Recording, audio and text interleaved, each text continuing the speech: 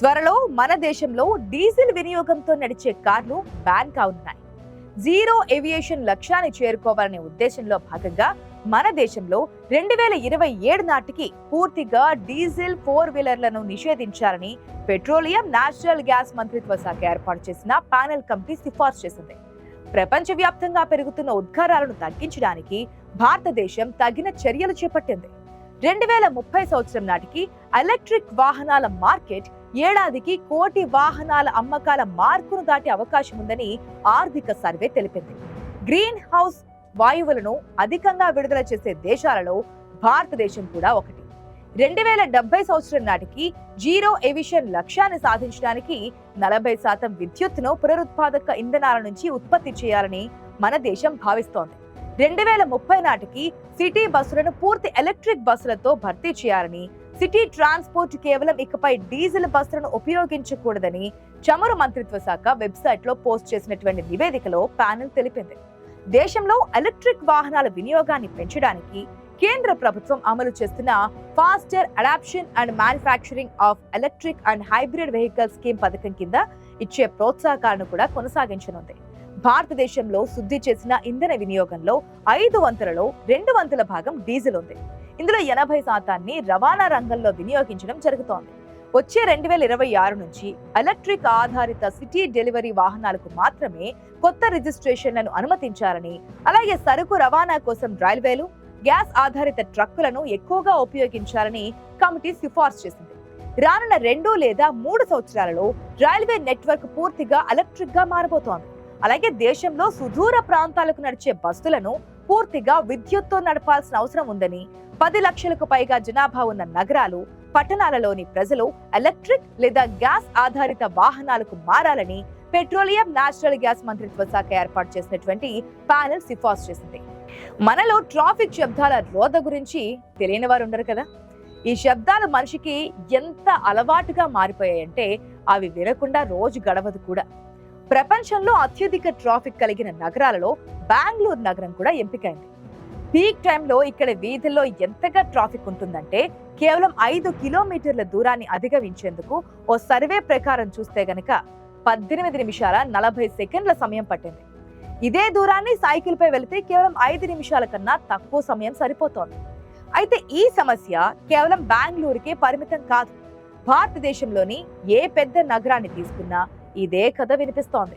Traffic వృధా, air pollution, time waste, overcrowding నగరవాసుల జీవితాల్లో ప్రతి రోజు జరుగుతూనే ఉన్నా దీని గురించి తక్కువగా చర్చ జరుగుతూ ఉంటుంది.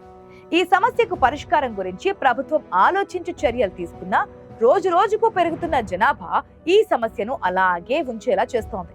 సరిగ్గా ఈ సమయంలోనే మరో పరిష్కారం కూడా తెరపైకి వచ్చి చేరింది. అదే కార్లపై నిషేధం విధించాలి అని. వింటుంటేనే తమాషాగా ఉన్నప్పటికీ ఈ ఆలోచన అభివృద్ధి చెందిన దేశాలలో ఇప్పటికే అమలు చేస్తున్నారు కూడా.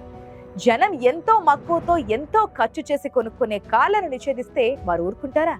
ఇందుకే అసలు ఏం జరుగుతోంది అన్న విషయం చూసే ప్రయత్నం చేద్దాం.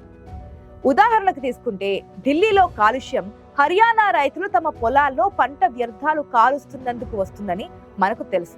నో డౌట్ ఇది అనివార్యంగా కొనసాగుతున్న ఒక సమస్య కావచ్చు. కానీ centre for science and environment 2022లో నిర్వహించినటువంటి ఒక అధ్యయనంలో మాత్రం అందుకు విరుద్ధమైన రిపోర్ట్ వచ్చింది. అదేంటంటే ఈ కాలుష్యాలకు కారణం కార్ల నుంచి వచ్చే పొగ వల్లేనని తేలింది. ఇది శబ్ద కాలుష్యం గురించి ఎంత తక్కువ చెప్పుకుంటే అంత మంచిది. మన దేశపు ట్రాఫిక్ లో వినిపించే హార్న్ సౌండ్స్ మరే దేశంలో కూడా వినిపించవు. ప్రపంచం ఎదుర్కొంటున్న వాతావరణ కాలుష్యం, శబ్ద కాలుష్యం ఏదైనా సరే రోడ్లపై నడుస్తున్న వాహనాల వల్లే జరుగుతోంది. మరి ఈ సమస్యకు పరిష్కారం ఎలక్ట్రిక్ వాహనాలేనని చెబుతారు. కానీ అభివృద్ధి చెందిన దేశాలలో పరిస్థితి చూస్తే అది కూడా పరిష్కారం ఎంత మాత్రం కాదని తేలిపోయింది. మీకు తెలుసా, యూకేలో నిర్వహించినటువంటి ఒక అధ్యయనం మేరకు చూస్తే అక్కడ ప్రస్తుతం ఎక్కువ సంఖ్యలో ఈవీలే నడుస్తున్నాయి, అంటే ఎలక్ట్రిక్ వెహికల్స్ నడుస్తున్నాయి. ఆ లెక్కన అక్కడ కాలుష్యాలు గణనీయంగా తగ్గాలి. కానీ శబ్ద కాలుష్యం తప్ప ఇతర కాలుష్యాలలో ఏ మాత్రం తగ్గుదల నమోదు కాలేదు. అక్కడి సైంటిస్టులు ఏం గమనించారంటే రోడ్డున రాచుకుంటూ వెళ్లే వాహనాల నుంచి బయటకు వస్తున్న టైర్ డస్ట్ 52% చిన్న చిన్న కణాలుగా మారి గాలి ద్వారా వ్యాపిస్తోంది. రోడ్డు ఉపరితలం, టైర్ అరుగుదల కలిసిన కాలుష్యం ఈవేల వల్ల కూడా వస్తోంది. ఇంధనంతో నడిచే వాహనాల పొగ ద్వారా కేవలం 51% మాత్రమే కాలుష్యం విడుదల ఉంటుంది. ఎలక్ట్రిక్ వెహికల్స్ తో సగం సమస్య మాత్రమే తీరుతోంది. కరోనాతో లాక్డౌన్ సమయంలో వాహనాలు గ్యారేజీల్లోనే ఉండడంతో వాతావరణం ఎంతో హాయిగొలిపిందో ఎవరూ మర్చిపోలేదు కదా. వాహనాలన్నీ విశ్రాంతి తీసుకోవడంతో పొగలేని రహదారుల కారణంగా దూరంగా ఉండే కొండలు కావచ్చు, పర్వతాలు కావచ్చు స్పష్టంగా కనిపించాయి. కార్ల వల్ల ట్రాఫిక్ జామ్ సర్వసాధారణంగా ఉంటుంది. ట్రాఫిక్ అంటే కార్లు, టూ వీలర్లు, బస్సులు, ఆటోలు గుర్తుకొస్తాయి. వీటన్నిటిలో అసలైన సమస్య కార్ల వల్లే కలుగుతోంది. కొన్నిసార్లు అందులో ప్రయాణించే ఒక్క వ్యక్తి కోసం రోడ్డుపై విశాలమైన స్థలాన్ని కార్లు ఆక్రమించుకుంటాయి. మరి కార్లలో ప్రయాణిస్తున్న జనం మెట్రో, బస్సు, సైకిల్, కాలినడకను ఉపయోగించగలిగితే చాలా తేలికగా ట్రాఫిక్ కంట్రోల్ జరుగుతోంది. నానాటికి పెరుగుతున్న కార్ల అమ్మకాల కారణంగా ఉదయం 9 గంటల కల్లా రోడ్లన్నీ కార్లతో నిండిపోతాయి. ఈ సమస్య తీర్చడం కోసం ఉన్న రహదారులని మరింతగా విశాలం చేయాల్సి వస్తోంది. ఈ విస్తరణకు అంతే లేకుండా పోతోంది. రోజు రోజుకు పెరుగుతున్న జనం ప్రయాణ అవసరాల కోసం పార్కులను, ఇతర స్థలాలను అభివృద్ధి చేయడంలో అర్థం ఉంటుంది. కానీ రోడ్లను పెంచుకుంటూ పోవడం, వాటికి ఫ్లైఓవర్లను జత చేయడంలో అర్థం లేదని అంటున్నారు నిపుణులు. ఇంతగా దేశానికి సమస్యగా మారిన కార్ల సంఖ్య కూడా పెద్దగా లేకపోవడం విచిత్రం. మీకు తెలుసా, దేశంలోని కేవలం 8% కుటుంబాల వద్దే సొంత కార్లు ఉన్నందుకే రోడ్ ట్రాఫిక్ పరిస్థితి ఇంత దారుణంగా ఉంది. ఒకవేళ ఈ 8% కార్లు 50%కి చేరుకుంటే పరిస్థితి ఊహించుకోవడానికే భయం వేస్తోంది కదా. మరెన్నో లక్షల కార్లు మనం చూడాల్సి ఉంటుంది కూడా. మరెన్నో విశాలమైన రోడ్లను నిర్మించాల్సి వస్తుంది కూడా. మరింత కాలుష్యాలను ఎదుర్కోవాల్సి వస్తుంది కూడా. మరో షాకింగ్ నిజం చెప్తాను ఇక్కడ. ఈ 8% కుటుంబాల వారి కార్లు కూడా అన్నింటికి అన్ని ఒకేసారి రోడ్లెక్కవు. అందులో 95% ఇంటి వద్దనో లేక ఆఫీస్ సెల్లార్లలోనే, పార్కింగ్ స్థలాల్లోనే ఉంటాయి. రోజులో కేవలం 1-2 గంటలు మాత్రమే కార్ నడుస్తూ ఉంటుంది. మిగిలిన సమయంలో ఎక్కడో ఒక చోట పార్కింగ్ లో ఖాళీగా పడి ఉంటుంది.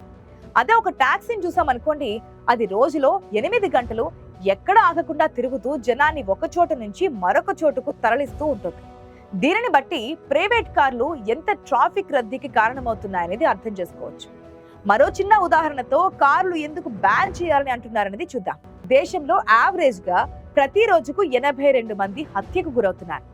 ఇక ఒక రోజులో దేశవ్యాప్తంగా ఎన్ని కార్ యాక్సిడెంట్లు, మరణాలు జరుగుతున్నాయనేది చూస్తే రోజుకు 1130 ప్రమాదాలలో 422 మరణాలు సంభవిస్తున్నాయి. అంటే గంటకు 18 మంది కార్ యాక్సిడెంట్లలో చనిపోతున్నారు. ఓవర్ స్పీడ్, పరధ్యానం, డ్రంకన్ డ్రైవింగ్ కారణంగా కారు ప్రమాదాలు జరుగుతున్నాయి. అందుకే కార్లు ఎంత తక్కువ ప్రయాణం చేస్తే ప్రమాదాలు కూడా అంతే తగ్గిపోతాయి అంటున్నారు. ప్రపంచంలో అత్యధిక మంది జనం వికలాంగులుగా మారడానికి కూడా కారు ప్రమాదాలే కారణమని లాన్సెట్ రిపోర్ట్ ద్వారా తేలింది. ఇన్ని దారుణాలు కార్ల వల్లే జరుగుతున్నాయి. అత్యధిక కాలుష్యం, అత్యధిక మరణాలకు కార్లు కారణమవుతున్నాయి. ఒక రకంగా దేశాన్ని కార్లు నాశనం చేస్తున్నాయి. కారు ద్వారా ప్రయాణం సుఖంగానే సాగుతోంది. బయలుదేరిన దగ్గర నుంచి గమ్యం వరకు కడుపులో చల్ల కదలకుండా సాగుతోంది. కానీ కార్లు విడుదల చేస్తున్న పొగ, టైర్ డస్ట్, ఏసల నుంచి వెలువడే క్లోరోఫ్లోరో కార్బన్లు బయట ఉండే జనానికి నరకం చూపిస్తున్నాయి.